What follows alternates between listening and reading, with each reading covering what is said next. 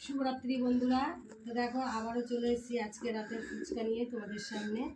তাই যে আমি এতগুলো মাল কেটে নিয়েছি। এখানে ক কেজি আটার মাল আছে জানো?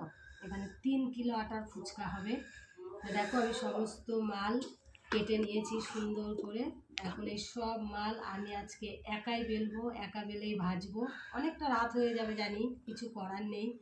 কেন এখন থেকে আমি আর সকালে মাল বানাই না, কারণ সকালে একটা অন্য কাজ করি আমি। তা কী কাজ করি সেটা সবটাই তোমাদের সঙ্গে আস্তে আস্তে শেয়ার করব। তোমরা গেল কালো দেখেছো রাতে আমি ফুচকা বানাচ্ছিলাম। তা আজকের থেকেও আমি রোজ রাতেই ফুচকাটা বানাবো। সকালে ঘুমের থেকে উঠে সমস্ত বাসি কাজ করি, বাসি কাজ করে মানে রান্না বান্না সমস্ত করে স্নান করে পুজো দিয়ে 12টা থেকে 12:30টার সময় একটা কাজে বেরোই। বাড়ি আস্তে আস্তে আমার 3:30 বেজে যায়। সেই কারণেই রাতে এখন ফুচকা বানাই।